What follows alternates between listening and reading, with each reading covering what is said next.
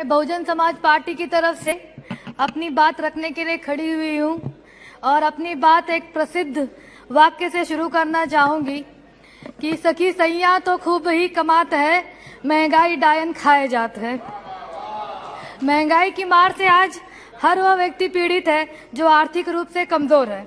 खासकर ग्रामीण क्षेत्रों में हमारा किसान सबसे ज्यादा इस महंगाई की मार को झेल रहा है। सरकार का जहां दावा था कि 2022 में वो किसान की आय दोगुनी करेगी, लेकिन बहुत दुख के साथ कहना पड़ रहा है कि किसान की आय आधी हो गई है और महंगाई की मार दोगुनी से तिगुनी हो गई है।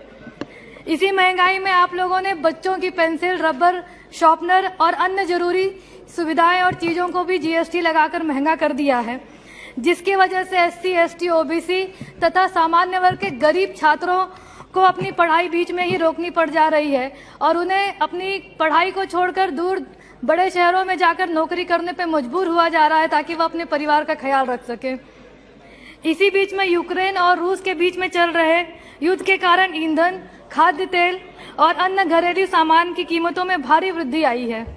भारतीय बाजारों में विदेशी निवेशकों द्वारा भारी बिकवाली और विदेशी पोर्टफोलियो निवेशकों एफपीआई को निकाल लिए जाने के कारण भारतीय रुपए में अमेरिकी डॉलर के मुकाबले भारी गिरावट आई है।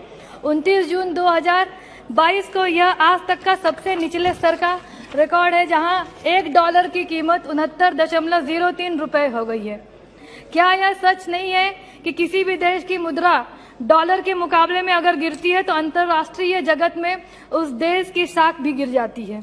सरकार की वो कौन कौन सी प्रयास हैं जिससे अपने देश की मुद्रा और न गिरे तथा उसमें सुधार हो? मैं माननीय मंत्री जी से अपने जवाब में यह जरूर जानना चाहूंगी। वाणिज्य और उद्योग मंत्रालय के आंकड़ों के अनुसार भारत में मुद्रास्फीतियों की दर 2021 में 13.11% से बढ़कर 15.88% हो गई है। एमपीसी के अनुसार मुद्रास्फीतियों की उच्च दर पर बने रहने से मुद्रास्फीतियों संबंधी हमारी अपेक्षाएं गलत साबित होंगी और इसके परिणाम स्वरूप मुद्रास्फीति की दर में और बढ़ोतरी हो जाएगी। अतः मुद्रास्फीति संबंधी अपेक्षाओं को पूरी करने के लिए मौद्रिक नीति संबंधी और उपाय किए जाने की आवश्यकता है। अर्थव्यवस्था में आ रहे निरंतर उतार चढ़ाव का कारण वास्तव में भारत की सभी वस्तुएं और मूल्य तेजी से बढ़ जा रही हैं, जिसका वस्तुओं में आयातकों पर प्रतिकूल प्रभाव पड़ रहा है। मार्च 2022 की शुरुआत में कच्चे तेल की कीमत $140 प्रति बैरल थी, जो कि 14 वर्षों में सबसे ज्यादा अधिक है, जिसके कारण भारत में पेट्रोल, डीजल, घरेलू गैस की कीमतों में भारी बढ़ोतरी आई है। सरकार ने उज्ज्वला योजना के तहत ढेर सारे सिलेंडर तो बांटे और कई सारे दावे किए, लेकिन आज गांव में वो हालत है कि लोगों के सिलेंडर भूसे में रखे जा रहे हैं। उनके पास इतनी आमदनी नहीं है कि उस सिलेंडर को दोबारा भरवा सकें। फल और सब्जियों के दाम भी फल, सब्जी और अन्य खाद्य पदार्थों के दाम भी आसमान छू रहे हैं। पहले ही बढ़ी हुई महंगाई से जनता त्राही त्राही हो रही है और जनता के हितों का ध्यान न रखकर दोबारा जीएसटी की दरों में सरकार ने वृद्धि की है, जिससे महंगाई की आग में और घी डालने का काम हो रहा है। आज आम आदमी की थाली से दही, पनीर, लस्सी, शहद, सूखा मखाना, सोयाबीन, मटर, गेहूं और अन्य अनाज तथा मुरमुरे पर 5% की जीएसटी लगा दी गई है। एक और तो हमारे देश में नौकरियों की भारी कमी है और कोई आय का अन्य जरिया उपलब्ध नहीं हो पा रहा है। इसमें ये जीएसटी लगाना बहुत ही दुखद है।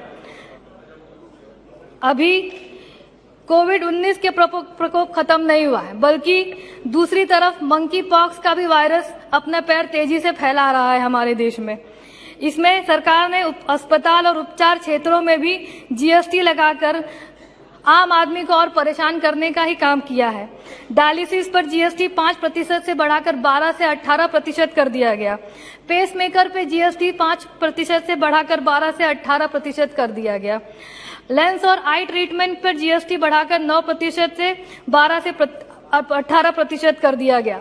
कैंसर ट्रीटमेंट की भी जीएसटी बढ़ाकर 5% से 12 से 18% कर दिया गया तथा जिससे लोगों के स्वास्थ्य सुविधाओं में और उनकी देखभाल में भारी मात्रा में कमी आएगी।